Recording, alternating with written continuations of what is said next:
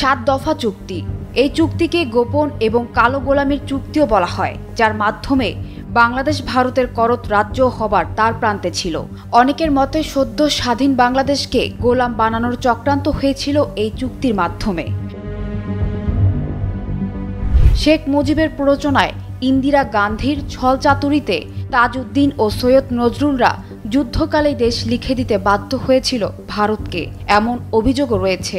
নুরুল কাদেরের লিখা 266 দিনের স্বাধীনতা বইয়ের 325 পাতায় সেই দাসত্বের কথা লিখা আছে। 1971 সালের অক্টোবরে ভারতের একজন কর্মকর্তা ও অস্থায়ী প্রধানমন্ত্রী সৈয়দ নজরুল ইসলাম 7 দফা চুক্তি স্বাক্ষর করেন।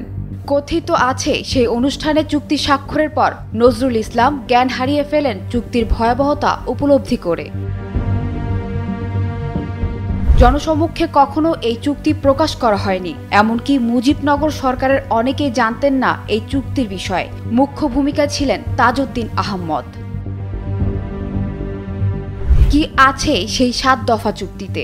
প্রথম দফা, যারা সক্রিয় মুক্তিযুদ্ধে অংশগ্রহণ করেছিল শুধু তারাই প্রশাসনিক কর্মকর্তা পদে নিয়োজিত থাকতে পারবে, বাকিদেরকে চাকরিচ্যুত করা হবে এবং সেই শূন্য পদ পূরণ করবে ভারতীয় কর্মকর্তারা।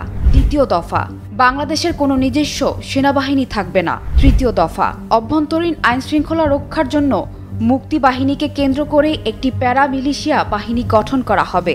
চতুর্থ দফা, দুই দেশের বাণিজ্য হবে খোলা বাজার, ওপেন মার্কেট ইকোনমিক ভিত্তিক, তবে বাণিজ্যের পরিমাণ হিসাব হবে বার্ষিক এবং যার যা পাওনা ব্রিটিশ পাউন্ডে পরিশোধ করা হবে।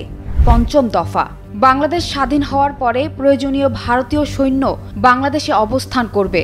কতদিন অবস্থান করবে তার সময়সীমা নির্ধারণ করা হয়নি। 1972 সালের নভেম্বর মাস থেকে আরম্ভ করে প্রতি বছর এই সম্পর্কের পুনর্নিরীক্ষণের জন্য দুই দেশের মধ্যে বৈঠক অনুষ্ঠিত হবে।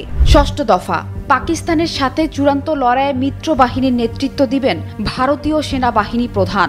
মুক্তি বাহিনীর সর্বাধিনায়ক সহপ্রধান হিসেবেও দায়িত্ব পাবেন না। যুদ্ধ পরিচালিত হবে ভারতীয় বাহিনীর। কমান্ডে আত্মসমর্পণ দলিলে কোনো বাংলাদেশির স্বাক্ষর থাকবে না। পাকিস্তানি বাহিনী ভারতের সেনাবাহিনীর কাছে আত্মসমর্পণ করবে।